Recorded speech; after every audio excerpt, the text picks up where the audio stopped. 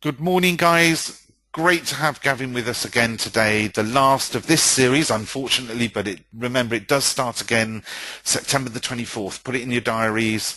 Also, if you've got submissions, please send them through to fixaphoto at theimagefile.co.com or .co.uk, fixaphoto at theimagefile.com. I will get them collated and ready for Gavin for the next series. But meanwhile, if you've got any questions on today's webinar, put it into the questions panel. I will be filtering through them and we'll put them through to Gavin at the very end. Gavin, straight over to you. Thank you, James. Yes, good morning, everybody. Thank you very much for joining me today. This is number 6 of our little Fix My Photos webinars. And yeah, as James says, this is the last one for now. But we're coming back in September, and I know we've got lots of pictures already coming in for September, but please keep them coming. That's fantastic. But today, we've got 4 pictures to work through, and we've got a variety of different scenarios that we need to look at. So, without further ado, let's get cracking with the first question. And today I've gone a little bit more high-tech. Look, I've actually written the question on the screen so you can follow along as well. So question number 1, the first one that's come through, and again these are all anonymous, so I don't know who they're from and we don't give names. But it says, I consider myself good at lighting but not so good at Photoshop. How can I convincingly extend the white background so it fills the image? I've paraphrased all of these questions so there was a little bit more information with this picture. But let's go grab the picture and have a little look. So this is what we're going to work on. So our first picture is sent through in RAW format. That's brilliant. If you're sending your own pictures in, RAW is definitely the way to go. And I hope as a viewer of the image file that you are all RAW shooters through and through because, of course, it gives us maximum control of our picture. So in this case, the photographer has declared themselves to be good at lighting, not so good at Photoshop. And if you had to choose the two, that's probably the thing to do if you're going to be a portrait photographer. Being able to light is your thing number 1 because it's much easier to get it right in camera and try and fix everything in Photoshop. But in this case, we've just run out of background by the looks of things. I can see we've got a pop-up background. Could be a nursery school shoot, just guessing, but something like that, maybe a small portable studio home shoot. Whatever it is, we've got a background, but it doesn't extend down to the floor. And we need to because we've got feet and shoes that stick out beyond the edge of the background. So how are we going to do this? Well, before we worry about the background, we're going to worry about the rest of the picture and do some basic fixes here. So the first thing is that white background. Now, is it actually white or is it nearly white? Well, if I bring my cursor onto the screen, I want you to have a little look up here where it says red, green, and blue. And as I move around there, you'll see the numbers change, and it's not quite pure white. It's very, very close. I come down to this corner, it's even further away. And you might think, and I hope the photographer doesn't think this, that they're maybe not as good at lighting as they say they are. But that's not quite the case.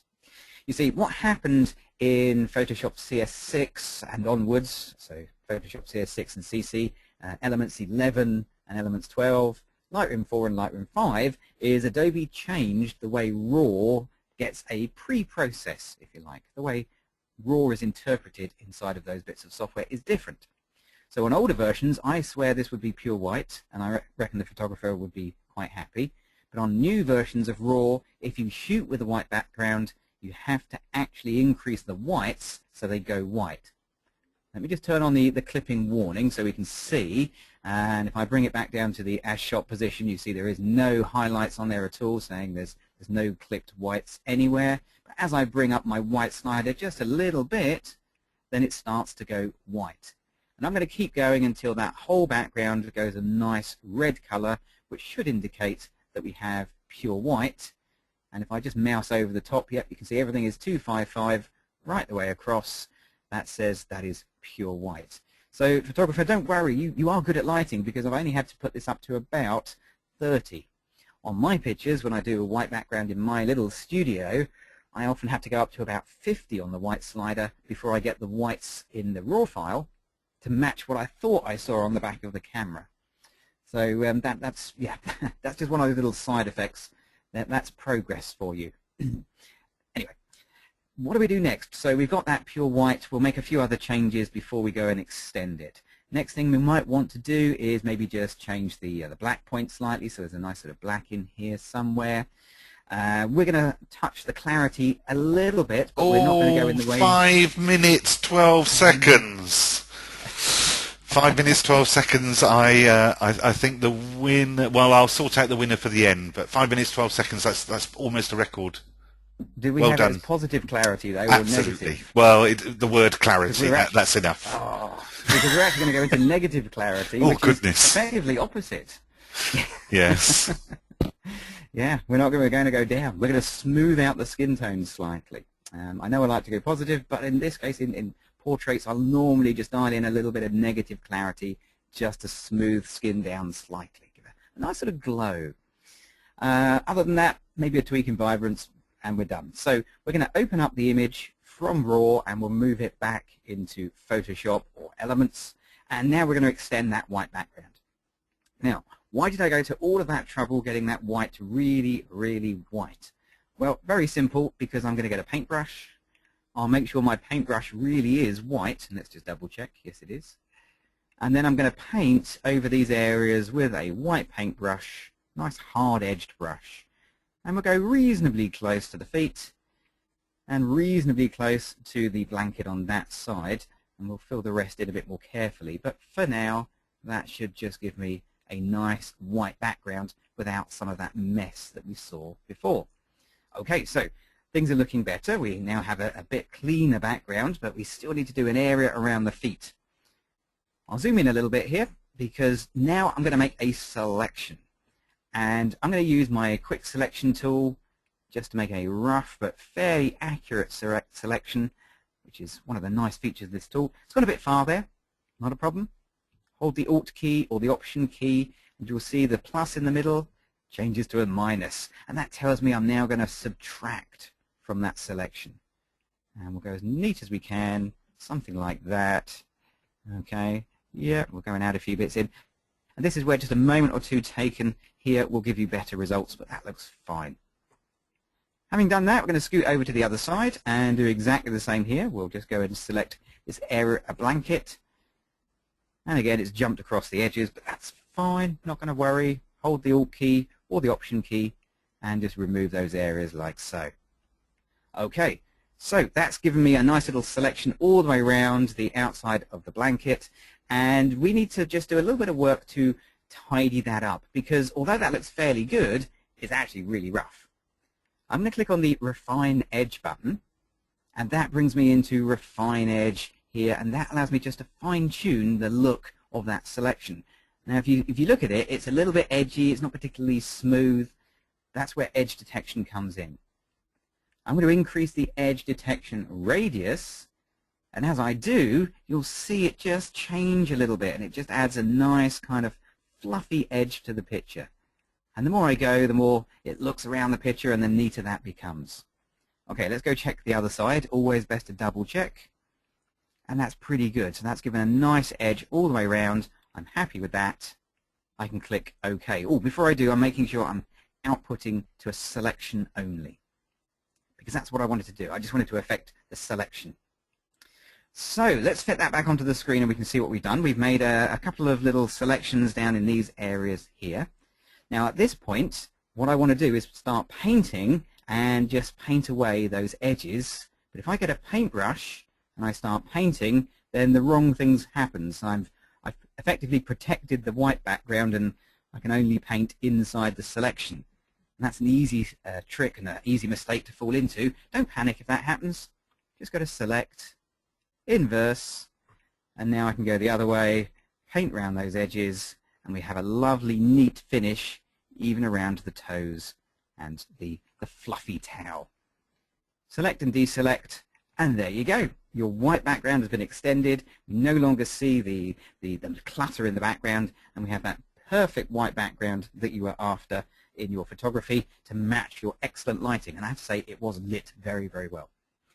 So that's one way of doing it. There is one other way that the photographer might want to consider for future use, and it goes like this. Grab the crop tool and just crop into the picture. Okay, there we go. That would have saved a heck of a lot of trouble, and I wouldn't have had to do that whole white background bit. But of course, that wasn't the question. The question was, how do I extend it? But sometimes there is definitely an answer in cropping, particularly if you're going to do this kind of work commercially where speed is of the essence. Think about it from a parent's point of view. Are they going to buy that picture? Possibly, almost certainly. Are they going to buy that picture? Yep, just as likely. Which one is going to make you get your workflow done quicker? It's the first one. Yeah, the one that's cropped, yeah? Okay, so just bear that in mind. Okay, so let's close that down, and we'll go on to question number 2. So question number 2 says, this photo was taken with a very wide-angle lens, and it's all gone a bit distorted. How can I fix it so it looks a bit better? The bit I like about that is the word bit. What the photographer hasn't asked me is to make it perfect, because that's always a lot more challenging. How can I make it a bit better? Well, let's go and have a look at it first of all. Let's go find it. Here we go. So here is photo in question, and yeah, okay, so we've got a little bit of distortion in here, and yeah, it's not actually falling over, I'm sure. I'm sure it is just a bowed. It might be a fisheye distortion in here. It could be just a particularly wide angle lens. But either way, fixing it, not a particular problem. Now there's a couple of ways you can do this, because it's Photoshop. There's always multiple ways. One way of doing it would be to make a new layer and then use something like transform. So we'll go up to edit, transform, and distort, for example.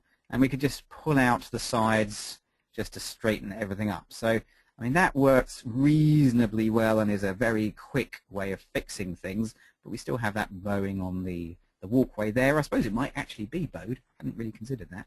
But it also looks a bit squashed, so we might have to sort of stretch things down slightly.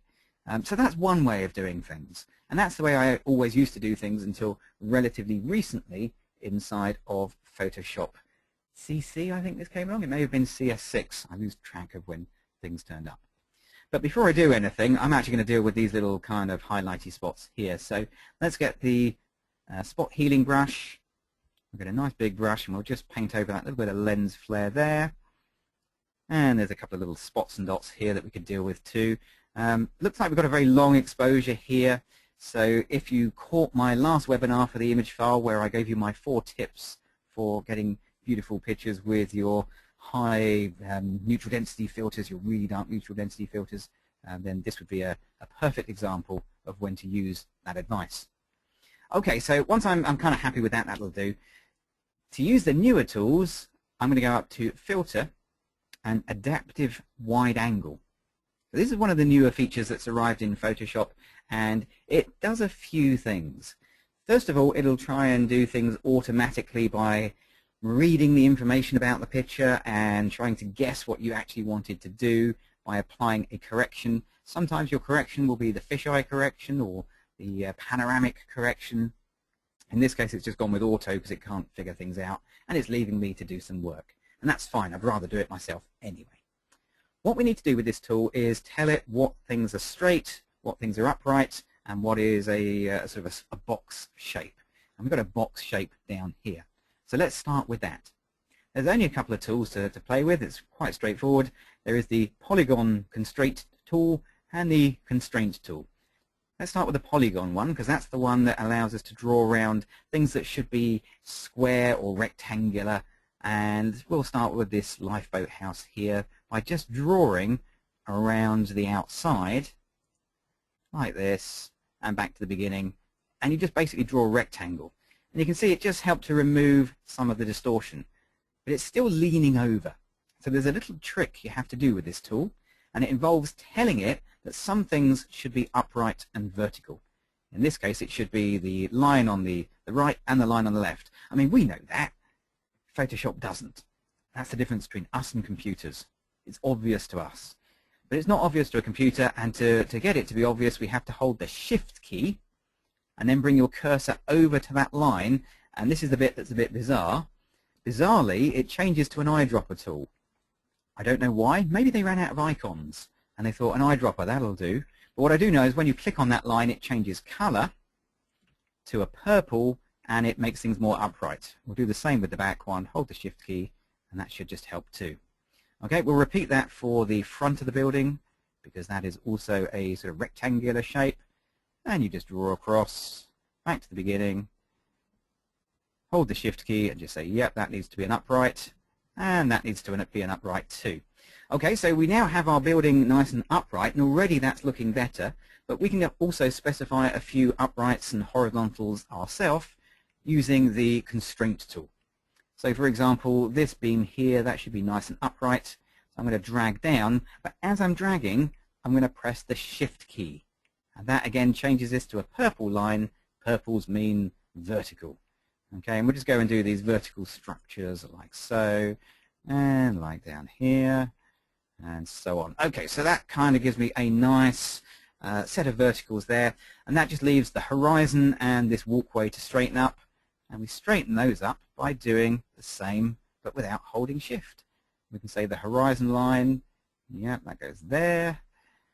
Okay, and I like to extend these right to the edge, so let's bring it right to the edge of the picture.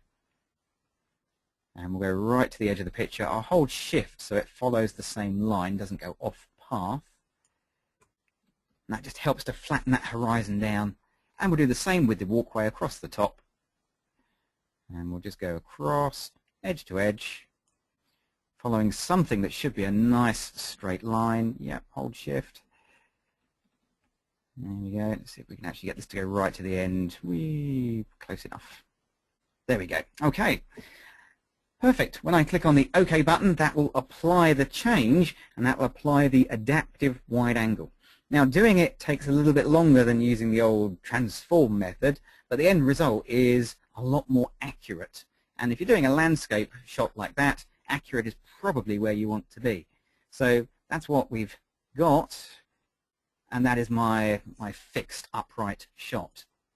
We've got a few areas of checkerboard patterning here, so we could do some cloning just to tidy that up, or because it's really hard to clone sky and get it look convincing, and because we've done some distortion, we could do something like liquefy and add the distortion, or take the distortion away, I suppose, and sort of bend areas back out again, like so.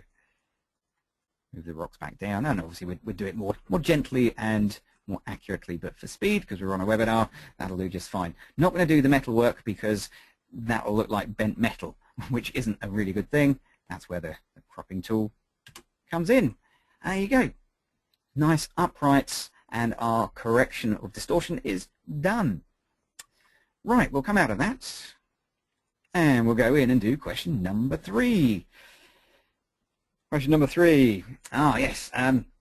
Question number 3, a little bit different. I read somewhere that I should use a grey card, but I'm not sure why. If it helps, I shoot portraits and I use Lightroom. I love that. I love it. I love it when people read things and someone on the internet says, you should do this. And as photographers, we go, yeah, no, you're right. Maybe I should do that. Oh, crikey, I'm not doing it right because somebody else says something. Anything you read on the internet or you hear, including everything I'm telling you, is something to consider. It's not a rule or a guide or an absolute. You're the photographer. You make the decisions about what looks good and what doesn't, and you make up your own minds. But grey cards, if you are shooting portraits, yeah, they are kind of handy. Now, I didn't get any images with this one, so we're using mine for this particular part of things. So I've got my images here. Let's just see if we can lose some of the weirdness on the screen. No, joys of live streaming. Occasionally odd things like that happen, but I think we can basically see what's going on. So this is a corporate head shoot that I do many of. The glamours of being a professional photographer. Yay, corporate headshots. Great fun. Nice white background, and of course being portraits, I need to make sure that the skin tones are at least almost right. And it's amazing until you actually do this kind of work how varied people's skin tones really are. And they are all colours under the sun. It really is quite amazing what you get. So having a grey reference is absolutely vital. So this is my wife Sam, who comes and assists on these, and the first shot is my test shot to make sure the lighting's right, and also I get her to hold a grey card so I can get the colours right. Now grey cards come in all sorts of shapes and sizes. This is my particular grey card, and to get it to work, all I do is I grab my white balance selector and I come in here and I click on the grey to get a nice selection. what I would suggest is you have your target as big as possible so that you actually get a complete target of grey. And you can change the target size down here by moving the scale slider. Okay, so if you have a grey card that's bigger, then great, use your nice big target to give you a much better grey because it samples more pixels. Okay, click on that and you can see straight away that look different. Okay, that just makes the colors more neutral and more accurate. Okay, so I'm happy with that. That's my grey done. Now you'll notice on my grey card there's a couple of other bits and pieces as well. Let's just see if we can go in a little closer on the grey card. And oops, that's it. That's where we want to zoom in. Because you'll notice that mine has a black and a white square and also a kind of a target there. So let me show you what those are used for too. So my whites, again, I'm shooting, when I shoot this kind of stuff, I use a Lasterlight highlight background. So this white really should be white. Let's set it up like we did before. We have to increase the whites. Again, you can see mine's a little higher to get where I want it to be, but works in the same way as the first part of this webinar. But my white balance here, if I really wanted to, I could keep moving those whites up until I got a pure white at that part of the picture. And the same with the blacks. I could move the blacks up if I turn the black warning on until I have a pure black in that part of the picture too. So I can use these to ensure that I have a true black and white on the subject. However, when it comes to portraits, that's a really bad idea. Let's just switch off the warnings because it makes things extremely contrasty. So those are there and they can be useful, and for certain scenarios of photography, product photography for example, that might be vitally important. But for portraits, you have to use a little bit of common sense and just say, okay, I want my whites to be white, but I don't want my blacks to be so black that everything goes a bit contrasty. The other bits and pieces in here, well, they are all to do with chromatic aberration. So I can come down here. If I really increase the vibrance, you might just see some color fringing. It's supposed to be on this target, but I can see it much clearer here. There's a slight green fringing if I really pump up the colors to something kind of crazy. But I doubt that's going to come across on the video. And it doesn't have to be that high anyway. So I would normally go through and make any other changes I'm going to make here. So we'd reduce the clarity to flatter the subjects, increase the vibrance a tiny little bit, maybe just put a bit more contrast into the shot, something like that. I'd also do some other housekeeping measures as well. So I would come to detail and put a bit of noise reduction in because there is none by default. Always amazes me that. And I'd go to lens correction and turn on remove chromatic aberration because once again, that's turned off by default as well. Why? Why would you want that turned off? Anyway, we'll turn that on. So once I've done that with my image, I now need to repeat that with all of the pictures from the session. So in Lightroom, here's how you do it. Very simple. You just select all of the images on the film strip. You hit the sync button and you sync as many things, or in this case, everything. Hit the synchronize button and it'll all get the same white balance, the same noise reduction, the same chromatic aberration, the same white point, and so on. That's the beauty of a grey card. You have a sample picture, and then you do that to all of the other images so they all get the same treatment and all look the same. Consistency is the key. Okay, so there we go. That's how I use a grey card. Mine is for people that like to know, and of course if you've got questions, please do put them in the question pod. Mine is a Y-Barrel card that I picked up stateside, and it is absolutely beautiful for white balancing. It's made of plastic as well, so it's highly durable. But there are plenty of UK-based alternatives as well. Hit the internet and find out what's what. Okay, so let's close that down, and we'll go back to our last question. Oh no, it's our last question from this series. Question is this. When I took this photo, there was a nice blue sky, but for some reason, it's gone. Can it be recovered in RAW? Come on, who hasn't had this happen to them? We all have. This has happened to absolutely every photographer that I know at some point. And it's just one of those things, isn't it? You take pictures, you look at them with your eye, you look at them through the viewfinder, and what you get doesn't match what you saw. And there's a reason for that. The reason is that the digital camera has been around for a couple of decades, whereas the human eye has been around for well, considerably longer. It's had longer to evolve and get better. And the end result is we see so much more detail with our eyes than we can with our cameras. So when we see blue skies, if you're shooting into the sun or on an exposure where it's darker on the subject and very bright on the background, the sky can just disappear out to white. And I suspect that's exactly what's happened here. So what can we do? Well, before we do anything, we're going to fix the raw file. Because once again, I've been sent a raw file. Thank you very much indeed. So a quick little thing, because we are running short of time, is just the auto button. Here in RAW, the auto button is just fantastic when it works. If it doesn't work, click default and go back and do it yourself.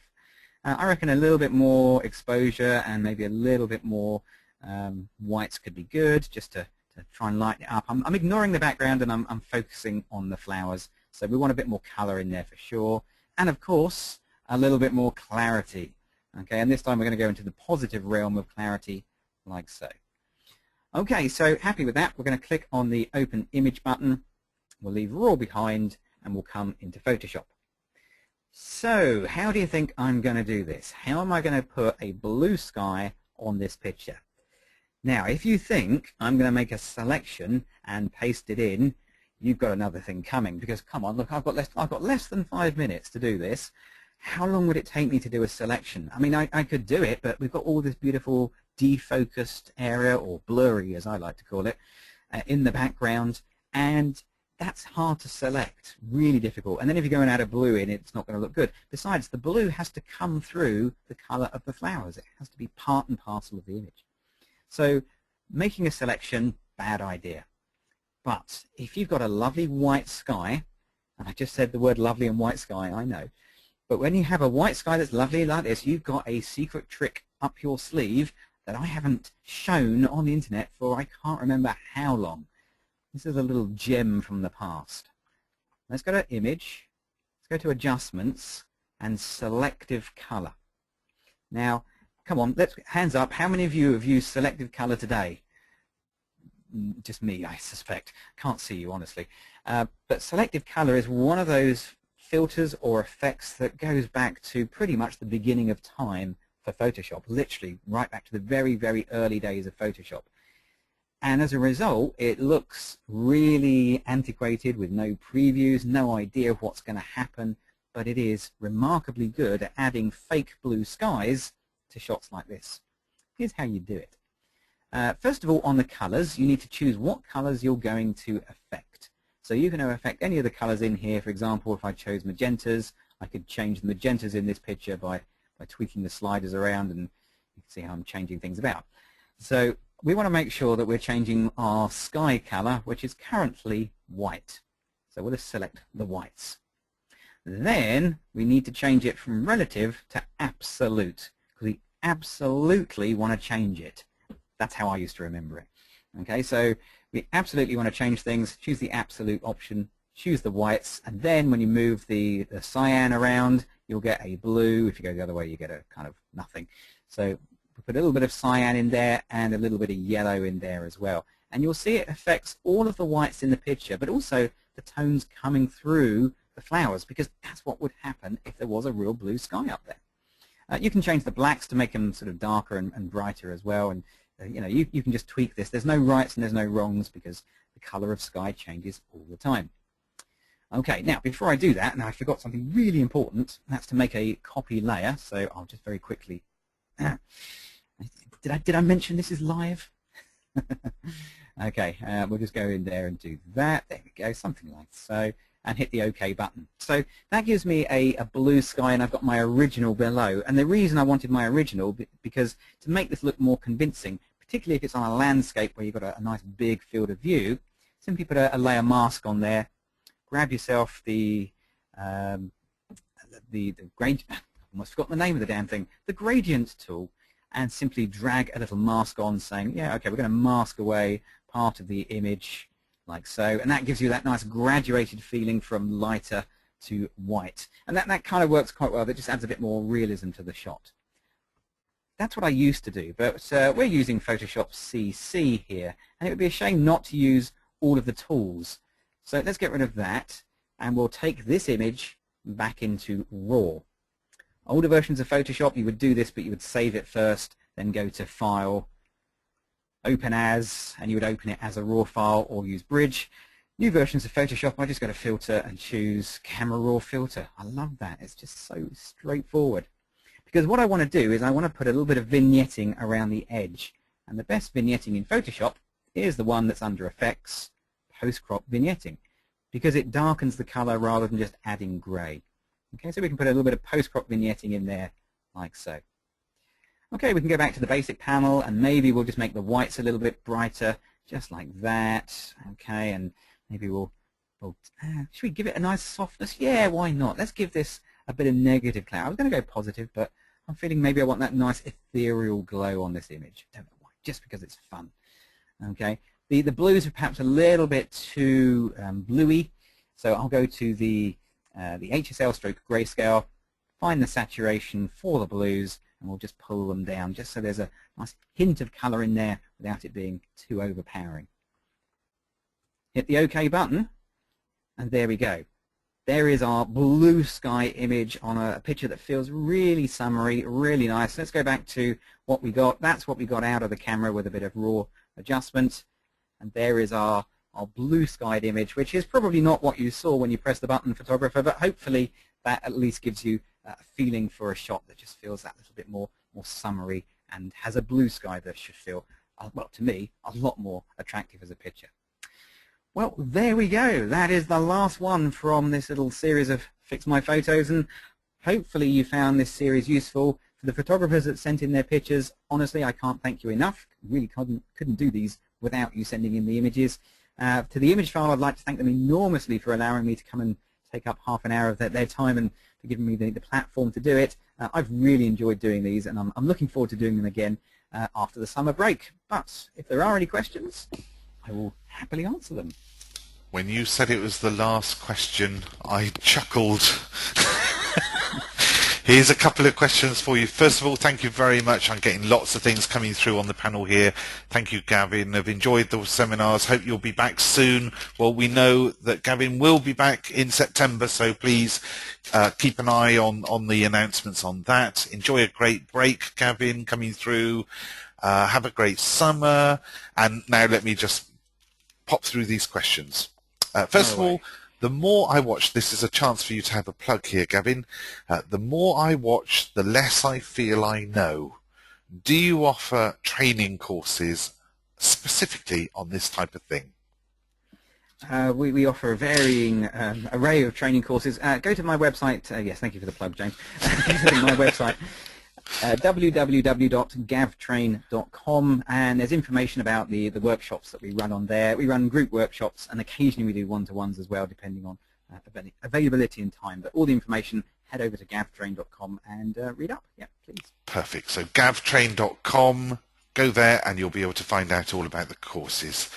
Trevor, I will handle your query regarding JPEGs off the webinar because it's not really to do with this. Do you use a tablet or a mouse when you're retouching, Gavin? I use a mouse when I'm retouching. I know that's almost like a heresy thing to say. And he writes with a quill. I certainly do. Yes, that's right. I even use a paper dictionary. Radical as that. I've tried graphics tablets before, and my one that I actually had was pretty old and ancient. And I never really got on with it. Having said that, when I was up at the photography show this year, I was using the new Wacom tablet, and it just felt 1,000 times better than the ones I'd used previously. I kept saying to myself, actually, I should give this another go. But I'm still on my comfort zone of my mouse. But if you can get on with the tablets, yeah, they are definitely the way to go. Perfect. My grey card is grey, and then in brackets it says with a question mark, 18% reflectance or something, I think. How come you're using a white card? No, my grey card is grey as well, but it's not a grey. So there are varieties of grey cards. Some of them are used for white balancing. Some of these are for exposure as well. So your 18% grey is a grey card, and that's fine, but it also doubles up as an exposure card too. So the theory being, if you put your 18% grey, or there's arguments about the exact percentages, if you put it in the same lighting as the subject you're photographing, your camera meter should be accurate on the exposure. So if you have a darker grey or a lighter grey, it might slightly or overexpose. That's the theory with the 18% grey. It's for exposure as well as white balance. In theory, on Photoshop, as long as there are no other colours in the grey, as long as it is purely neutral, it doesn't matter how bright or how dark it is. Photoshop will be quite happy as long as there isn't a hint of yellow or a hint of blue in it. Perfect. And on the grey card, I shoot portraits out on location, so backgrounds and light are constantly changing. Would you suggest a grey card in this kind of scenario, or would it, slow things down and interrupt the flow of the shoot? What would you do? Yep, same thing would apply. So if the lighting is changing, the level of illumination is changing, that's fine. Your exposure will change, but your color balance should remain the same, unless you are, for example, photographing under a tree and the sun's coming out 1 minute and beaming green light onto your subject, and then it's going cloudy and it's more diffused and you're getting light sources from surrounding areas. So it's a matter of being aware of your lighting conditions and your main lighting type. But I would still use a grey card, because at least you've got something that's going to give you a head start. Unless, of course, your subjects are all wearing grey, which is what I used to suggest to my wedding brides, but none of them ever took me up on the offer. Very good. And the final one is, with a wide-angle lens, is it right to presume that the photo becomes softer the further the object is away from the camera? It does say that I've noticed this on a 70 to 200mm lens, which isn't really a wide-angle lens, but what do you make of that? No, generally speaking, with a wide-angle lens, your depth of field is much deeper. So in theory, you should find that everything is evenly focused across the entire frame. However, the wider you go, the more likely there is for a drop-off in quality at the edges of your picture because of the optics involved. You often find on cheaper wide-angle lenses they can become quite soft at the edges, which isn't necessarily to do with the distance from the subject, more to do with the quality of the glass that's actually in the lens itself. But as James said, if it's a 70 to 200, that's more of a longer lens, and there are a whole raft of issues that might cause you softness on a longer lens. Probably a subject for another webinar. Perfect. Gavin, it's been a great pleasure to have you with us. Thank you ever so much again. I'm getting loads of emails and comments on the comment card saying, thank you, Gavin, have a great summer. We look forward to having you back in September. Meanwhile, guys, send in your pictures. Without you sending in your pictures, then we can't do these. So send them in. Remember, it's fixaphoto@theimagefile.com. Put in the question. Try and include a RAW file or at least a high-quality JPEG if possible. And we look forward to speaking to you then. In the meantime, Gavin, a great many thanks over to you. Cheers for now. My pleasure. Thank you very much for coming, everybody, and have a good summer. Bye-bye.